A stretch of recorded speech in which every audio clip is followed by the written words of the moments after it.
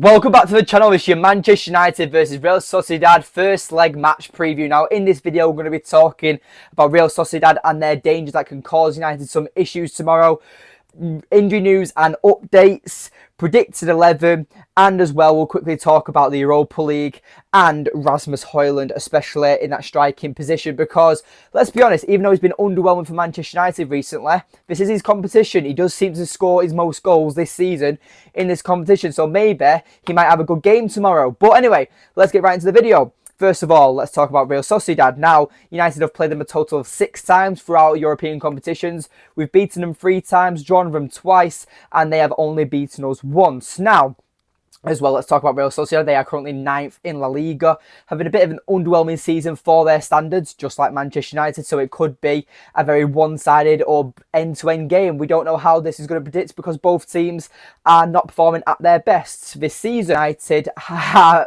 well known for struggling against Spanish sides, especially in European competitions.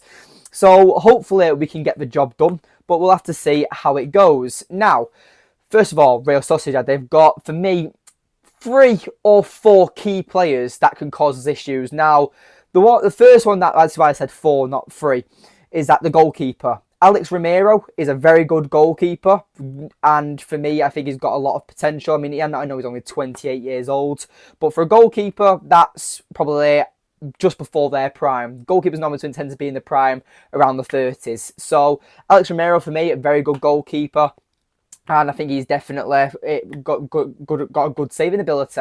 So, yeah, for me, obviously, they've got a good goalkeeper between the posts, unlike Manchester United with Andre Onana. I mean, hopefully Biendia starts tomorrow and we get a worldy surprise, but I highly doubt that. He's still doubtful for tomorrow's game. But he was seen in training. Let's talk about Zubimendi. For me, he's probably the standout key player in this Real Sociedad side. I mean, he was linked away with a move for Liverpool early in the summer transfer window last season, but he stayed loyal to Real Sociedad. And, you know, he's not at the best of seasons, but he is still a quality player. He's a 6. He's got that creative output, but he's also that sweeper who can, obviously, really good with interceptions, physically dominant at times, a bit like our own Ugarte. And speaking of Ugarte, he is out for this game, which is a massive, massive disappointment because we know how good Ugarte is. For me, he's one of my favourite players in the team. Probably, for me, arguably one of the signings of the season for us. I think he's up there with Matthijs de Ligt. So, yeah, for me, I feel like we're going to miss Ugarte tomorrow, especially in that midfield battle. And as well, Zubimendi, as well, like I said, he has that creative output, but he does know how to score a good goal as well. So, and he will actually push towards the edge of the box if the Real Sociedad do attempt their high line press, which they do to kind of sometimes catch teams out. Now, also, we've got a player in Oyarzabal who, for me, I mean, he's caused United a few issues when we faced him in the past. He does know how to score a goal against us, right, for a winger, but he's also kind of transformed into that centre-forward type now. He's big, he's broad, he's 6'2", so he has that frame and that poacher's instinct to be that main talisman for Real Sociedad. And as well, Kubo, the young Japanese winger who has a lot of potential, is definitely rumoured to be leaving Real Sociedad this summer. Not with Manchester United, but he is a very good player and no doubt he'll be at a big club next season. So he has got a lot of potential, very technically proven, fast, direct, and again could cause a lot of issues, but he does play on that right hand side, so he will be up against mighty Patrick Dorgu. So yes, for me, I feel like we'll be quite fine in that department if Dorgu starts tomorrow, which I do think he will due to his recent suspension in the English and domestic league. So, Manchester United news and training news. Obviously, we mentioned Ugarte, but Harry Maguire as well is also unavailable for this game, which is a massive disappointment. So, for me, my back 3 will go on to the Predict 11 now, actually. For me, it will be Andre Onana who starts in net. We'll have a back 3 of Mazraoui, de Ligt and Lenny Yoro. I feel like de Ligt will play as that central centre-back, which is a bit disappointing because I think he's been brilliant on that right-side centre-back recently. I mean, maybe we'll have Lindelof instead of Mazraoui and keep de Ligt as that right-sided centre-back. But as it stands right now, de Ligt's the more physically and dominant centre-back out of those options. So maybe maybe Amorim will trust him to play him as that central centre-back. But we'll see, because Lindelof did come on against Fulham during our most recent game. So maybe Amorim is kind of preparing for that game. The wing-backs, for me, quite clear. It's Diogo Dalot on that right wing spot and Patrick Dorgu on that left wing spot. Obviously, Patrick Dorgu has still got another 2-game suspension for Manchester United in the Premier League and domestic cups. But obviously, we're not out in domestic cups anymore, so we will obviously just be back in a few games in the Premier League. But yeah, Dorgu is obviously available for the Europa League, and I feel like that he is going to be the difference in this game. You know what? I'll actually put him as one of Manchester United's main threats against Real Sociedad, because United look really lacklustre on that left wing-back position, especially creating out from wide. And I feel like that if Manchester United want any success using a player like Patrick Dorgu as that in-swinger type player, when it comes to creating chances, Dorgu will be very, very important for Manchester United tomorrow. The midfield too. I am going to go with Casemiro and Bruno Fernandes as my midfield too.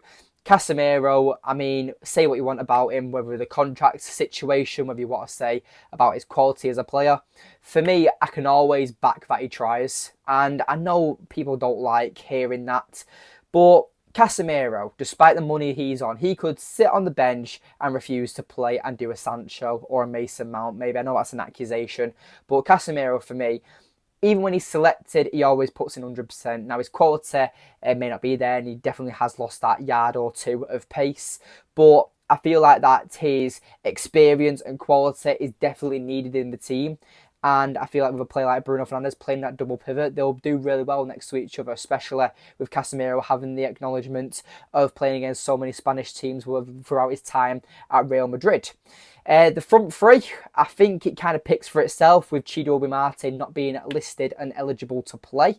So for me, it's Garnacho, it's Joshua Zirkzee and Rasmus Højlund. Now, I feel like this game would be crying out for an Amad Diallo, but unfortunately, obviously, he's out for the season. So I think it will be Zirkzee, Højlund and Garnacho.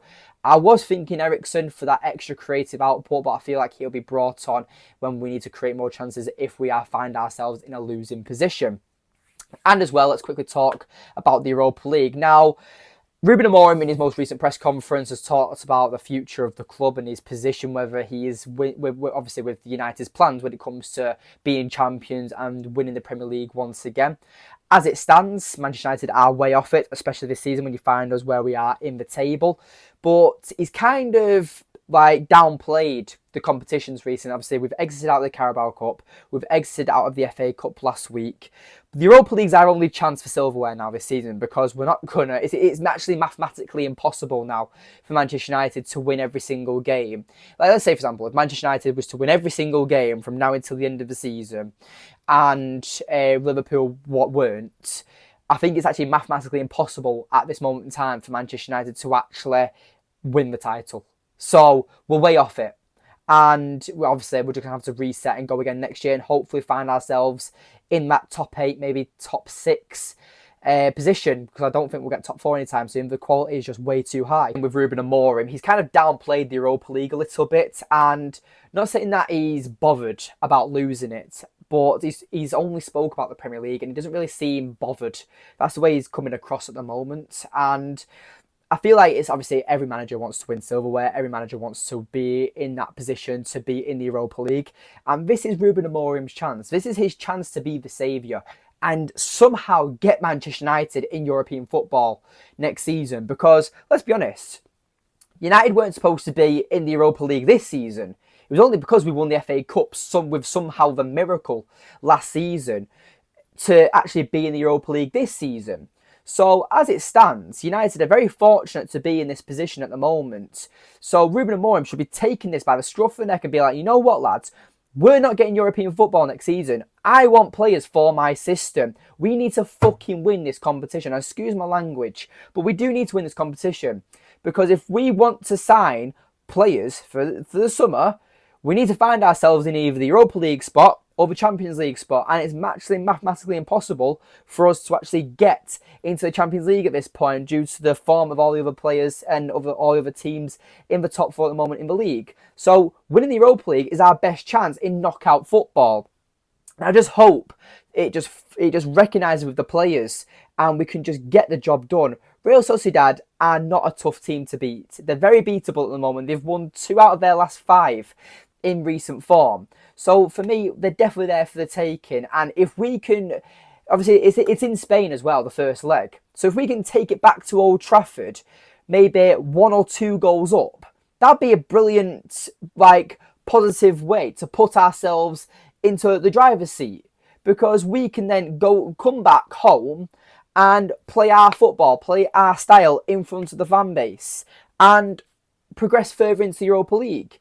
I've looked at our possible run-ins and we really don't face anyone major until the semi-finals, in my opinion. I don't look at the remaining teams in the competition and be like, you know what, until the semi-finals it actually gets quite difficult. So if United can go on a run and make the Europa League our competition this season, then we definitely can put ourselves in this position. And Bruno Fernandes has talked about it as well, by desiring more trophies. And you know what? If Bruno Fernandes wanted to leave Manchester United, I wouldn't blame him. I'd be absolutely heartbroken, but I wouldn't blame him because Bruno Fernandes has been starved of trophies.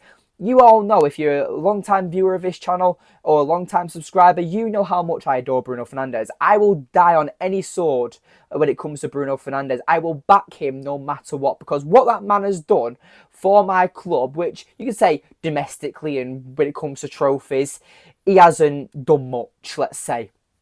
But when it comes to the quality he's brought to the team, he's stepped up and took the responsibility when nobody else would. He came into a side when we were playing Andreas Pereira as our attacking midfielder or an aging Juan Mata. Bruno Fernandes came into the team and made it his own and became the captain and became the main man. And I get he gets criticised so much because we expect so much of him. But one thing I'll never criticise about Bruno Fernandes is his effort and is his passion, because that is one thing you can never take away from him. And for a player who missed out on the Europa League under Ole Gunnar Solskjaer, I think that he is desperate to win a European trophy, because it's not just Bruno Fernandes. Garnacho, Mainu, they might be looking at it and being like, United aren't getting in the Champions League, Europa League next season. I've got this offer, I've got this offer, I've got this issue in my contract, I've got this person telling me this. I might leave. European football is to also keep your best talents. Look at Lenny Yoro. We sniped him from Real Madrid and in the summer, and we sold him this project of him being our future centre-back. He's not going to want to play for Manchester United in the Conference League or with non-European football. He's going to be wanting to play on the biggest stages if it's being offered to him. And that's my biggest this is my biggest worry almost when it comes to United, because we've got all this future talent coming through the academy and all these young players that are in the squad right now. But if a team that's actually can guarantee Champions League football or European football or a bigger contract to these players, they might be sold, because we're a sinking ship at the moment, especially with the way Ineos are running us at the moment. So it is a massive concern with the way Manchester United actually go from now until the end of the season. And that's why I feel like the club, or Ruben Amorim especially, and the players should prioritise the Europa League this season, because we're not going to get relegated, let's be honest. It's not that it's mathematically impossible, but at the same time, we need to be strong, we need to be calculated, and obviously we need to kind of finish for our own self-respect. When it comes to the Premier League, we need to sort of finish around 10th at best. I feel like that's where we can kind of say, you know what, we've kind of somewhat saved a little bit of the season by not being as low as we've been throughout the season. If we can get 10th and win the Europa League, from the position we've been in, I'd probably call it a pretty successful season, to be honest. And I know that's really lowering my standards, but with how depressing it's been being a United fan this season, I'd definitely take a European competition and 10th place at this moment in time. But anyway, let me know in the comments down below on your predicted 11 if you made it this far into the video. I appreciate you so much. Make sure you leave a like on the video, subscribe if you are new. And like I said, comment down below your predictions for tomorrow's game against Real Sociedad. Thank you for watching, and I'll see you in the next one.